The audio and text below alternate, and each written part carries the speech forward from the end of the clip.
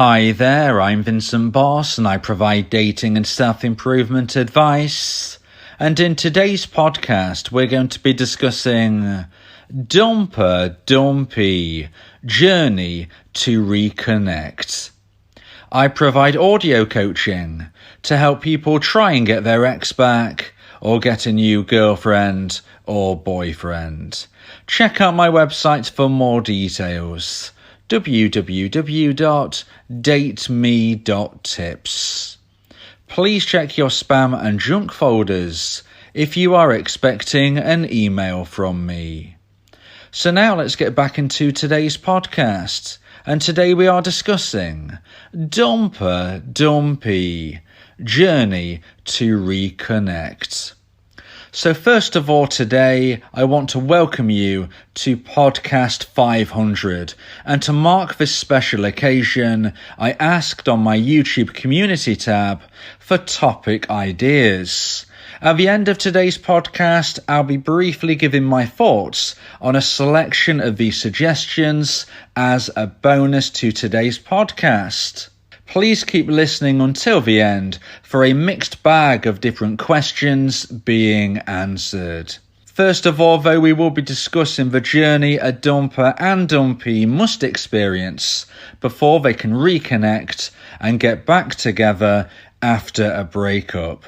I've split this into 3 points for you to consider, so let's get straight into this. And point number 1 is growth, self-improvement, and discovery.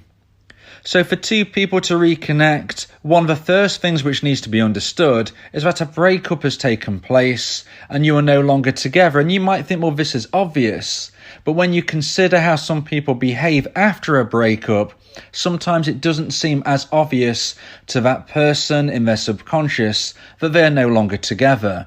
You are now a single person. You are a single person living your life as a single person. And therefore what this means is that you shouldn't be sitting around, you shouldn't be clock watching, you shouldn't be waiting for something which may never happen, because we have to understand that there is no 100% guaranteed way to get your ex back. Nothing works 100% of the time and nothing fails 100% of the time. So if and when you find yourself single, there is no point in waiting around. Life is short. You need to be living your life to the full, because time is the most precious commodity that we have. You could be poor and then become wealthy, but what you can't do is gain more time. So you need to live each day to its fullest, and you can do this by going through self-growth, self-improvement, and discovery. I always say to people, start to strive towards becoming a version 2.0 of yourself. And this is so important after a breakup, because your ego is feeling bruised, your self-esteem has been worsened, you are not feeling your best, you are not feeling tip-top. And what I'm saying to you is, not only can you get to that point that you once were, you can go further than that. You can become better than that. You can become a version 2.0 of yourself. And this starts with self-improvement, becoming a better version of yourself today than you were yesterday, and a better version of yourself tomorrow than you are currently today. You do this through small self-improvements every single day. You might be thinking, what can I do? I don't have time, I don't have money, I don't have any possibility of becoming a better person today than I was yesterday. But I'm going to tell you, yes, you can. It doesn't matter what it is. Reading a book, reading something online will improve your education. You'll become more knowledgeable in a subject just by reading. Learning something creative, starting something new, joining classes, groups and clubs is a great way to learn new things about yourself, learn things about others, and improve yourself in every single way. Whether this is health and fitness, education, creativity, all of these and more are possible, and you can do this every single day. Self-growth as a person, it's so important to realise that we aren't perfect. I'm not perfect, you're not perfect, your ex isn't perfect. This connects with self-improvement, but if we see this as growth, we can understand how we can grow to be a better person. Really start to acknowledge your own flaws. Now, this doesn't mean beating yourself up. Look, you've gone through a breakup, you're already feeling pretty low. I'm not telling you to start being harsh on yourself, but just some self-assessment, some self-acknowledgement, some self-reflection and understanding that you aren't perfect. And whether or not you think the breakup was your ex's fault or not, what I can say is that you can both improve just as I can improve. So what could you improve upon? Are you too needy? Are you somebody who became complacent? Are you somebody who can become a better person spiritually and mentally rather than just physically and educationally? That is all part of growth. Now, when I speak about discovery, this is when you need to be getting out into the world, making new connections, meeting new people and going on dates. You need to be practicing your perishable skills. If you want to try to get your ex back, you need to make sure you're ready if and when you hear from them. And look, if you have perishable skills which haven't been practiced, they will get worse. The clue is in the name, perishable skills.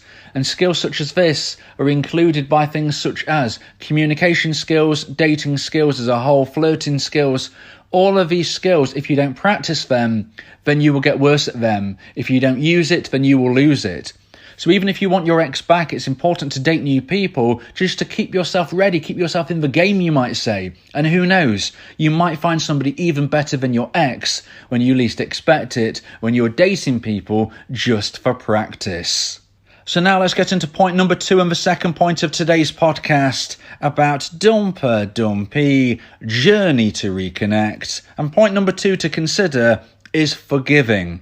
And this is about forgiving each other and yourself. It's so important you realise that if you was to ever get your ex back, you can't hold grudges. You can't say to yourself, look, I'm going to get back with you, but I'm going to hold this over you forever. No, that doesn't work. You need to make sure that if you feel your ex has wronged you, then if you want to reconnect with them, you do forgive them. This doesn't mean partially, this means completely. This also means that you can't have a jealousy, a level of insecurity that is connected to something you need to forgive them about. If you've been cheated upon and you decide you want to take your ex back, that is up to you. But what you can't do is live in a way where you are constantly checking their phone. You can't live in a way where you are constantly checking their whereabouts, where you are constantly asking them what they are doing and who with. This won't help you. This won't help your relationship. And this is not something which is sustainable. If you want to get back together, you must forgive your ex for any wrongdoings you believe they did. But also, and more importantly, you must forgive yourself. If you are somebody who knew you did wrong, but you decide to get back with your ex, you both want to get back together, you must forgive yourself. You can't be self-deprivating every single day of your life. You've made a mistake, you've acknowledged the mistake, you've pushed past the mistake, and now it's time to forgive yourself. You can't be somebody who is always blaming yourself, always feeling like somebody who is letting the team down. You might say, you can't do this, because if you don't forgive yourself, then how on earth can your ex ever forgive you? Even if you haven't done anything which is obvious, you might still beat yourself up. You might think, look, the breakup has happened. I must have done something wrong. Even though it's not something obvious, I just feel I'm not a good enough person. I don't feel I'm good enough for my ex. I'm so lucky that they want to take me back. Look, you can't be thinking like this. If your ex wants to reconnect, this is something which is starting on stronger foundations from this point. Please don't look at yourself as a low value individual, because your relationship, unfortunately, won't last very long at all. A successful relationship is best between two people who are fairly level on the scales of value. If you push your ex onto a pedestal when you get back together, then you will be the low value individual, they will be the high value individual, and this will be unlikely to last long term. A breakup will unfortunately be round your next corner again. So, if you get back together with your ex, forgive them, forgive yourself, understand that this is new, understand that whatever has happened has got to stay in the past, because you can't keep bringing it up, you can't keep beating yourself up, you can't keep accusing your ex and making their life a misery as well, because why on earth would they want to get back with you if you're going to keep saying to them, hey look, you know, you owe me, you made that mistake in the past. No, you can't do that. You must forgive them, you must forgive yourself. If you want to get back together, forgiveness is the key. So now let's get into point number 3 and the final point of today's podcast before we get into the bonus questions and answers. And point number 3 is understanding this is new. And it's so important to understand that this is a new relationship. If you get your ex back, if you are a dumpee and you reconnect with your ex, or if you are a dumper and you've changed your mind and you reconnect, you must understand this is a new relationship. This is not a continuation of your previous relationship. You must be moving forward on a foundation which is stronger than before, but also understanding that you have likely both grown from this point. Dumpees in particular often grow a lot. Dumpers not so much, but you've probably grown to some level if you have reconnected. It's very important to realize this, because if you don't think that this is a new relationship, you might be carrying on the way you did before. And unfortunately, this didn't work. You now need to be living in a way where you understand this is a new relationship. Okay, I obviously know this person, we were together before, but this is new. I have grown, they have grown. What I thought I knew about them in the past might not be true anymore, whether that is good or for bad, and vice versa. There is a level of getting to know each other once more, in particular if you've been apart for a long, long time. If you've been apart many, many months or years, of course, more growth would have taken place than if you've been apart only a couple of weeks. But ultimately, things change, things develop. We are always growing, whether you're growing forwards, whether you're stagnating and in essence kind of growing backwards, you will be growing. The important thing is you grow in similar directions, because if you grow in completely different directions, you will unlikely to be long-term compatible. At the end of the day, it's important to understand that this relationship is new. So now we're going to get into the questions and answers. Like I said, I'm just going to be giving a brief answer, my brief thoughts on some of these questions and suggestions that people typed into my community tab. And the first one we're going to be speaking about is mutual breakups. So mutual breakups is when both people decide, look, this relationship isn't working. We're now going to end this relationship, and it is mutually decided. However, generally speaking, one person wants to be the dumper a little bit more than the other, you might say. You know, one person is generally a little bit more forceful with the idea that this isn't working. And sometimes the other person will agree to it, where deep down they are in essence the dumpee. If you're in this position, you will know in all honesty if this is a mutual breakup. In most instances, it's not completely mutual. Now, very, very occasionally, you will find something which is pretty much completely 50-50. If this is the case, the only way both of you can get back together is if you both regrow enough romantic emotional attraction. Now, if you honestly, genuinely both believe that this is a situation which is mutual, this will mean that either of you can be the first person to reach out to their ex to try to start a conversation and regrow your connection. I always say that if you've been dumped, you should never contact your ex again unless they contact you first. And if you believe that this mutual breakup in reality has you as more of a dumpee, then I do believe you should behave as such. Although, like I've just said, in the very rare instances where this may be a 50-50, then you can reach out, your ex can reach out, you're in the same position. If you want to communicate, send a message, try to develop things further, and eventually, if you feel like you can meet and grow a brand new relationship. So now let's get into the second question about what I'm going to give my thoughts on. And this was a question regarding, can we have a success story? So yes, I'll give an example of a success story which shows that getting an ex back can be a long journey. I gave audio coaching to a man once a week for about 6 months. He first got in contact with me a month or so after he was dumped. So he was the dumpee and he wanted to get his ex's dumper back. We proceeded throughout these months trying to work through all of the things I do in my audio coaching, where I give hints, tips, advice and strategy about how to improve your chances of getting your ex back. But whilst we was doing this at the same time, I was encouraging him to go through breakup recovery, helping him through the process of becoming a better version of himself, and also telling him to keep his options open, living his life to the full, and if he finds somebody better, then he should take that opportunity. Our coaching ended when he actually felt he'd met someone better than his ex. So at that stage, I thought this was a success story, but I thought it was success because he'd found somebody even better. Ultimately, I don't mind if you get your ex back or find somebody better. The only thing I care about is that you find happiness. At this stage, I thought he'd found somebody even better. Now, after our coaching had finished, 5 or 6 months later, I received an email from him.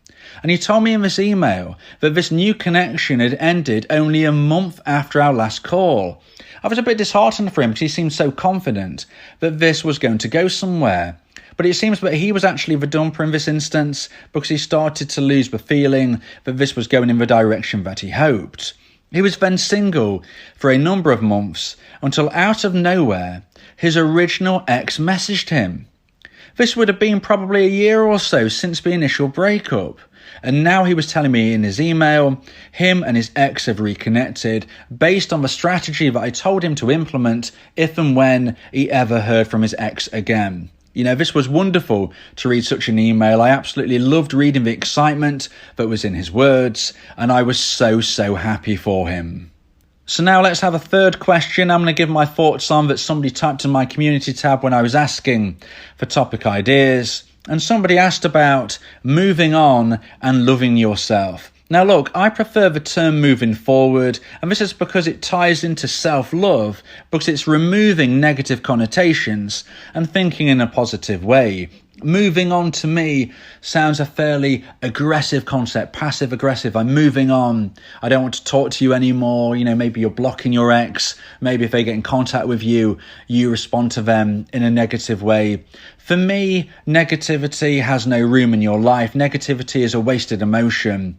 And I would much rather think in a positive way. And moving forward, I believe, is much better. Moving forward is self-love. Moving forward is enabling yourself to improve every day, to allow yourself the opportunity to meet new people, become a version 2.0 of yourself, and connect on new dates. However, it leaves the door open. If and when your ex wants to contact you, you can then respond in the way that you see fit at the time. And I believe this is a more positive way of living your life. Finally, we're going to get into the fourth question I was asked in my community tab to speak about. And this question is it still worth getting married in the current day and age? Now look, long-term successful marriages are unfortunately in decline. This is due to many things, including throwaway culture and a desire to live your best life and not settling when things stagnate. In the past, people believed that you had to work upon things more, but also it could be considered that they lived unhappier lives than if they decided, look, we just don't match anymore, we've grew apart, maybe we could find happiness with somebody new. There's different ways of looking at this, and this is to your perspective.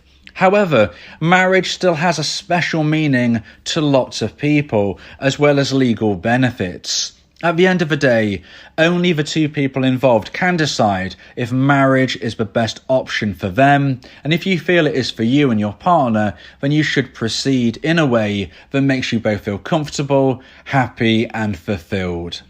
Thank you so much for listening to podcast 500. Here's to the next 500. Let's see if we can help and support many more people reach their fulfillment and happiness. Always remember that with or without your ex, you will have a positive future. If you believe that this podcast has helped you, then please consider buying me a coffee. The link to do so is in the description.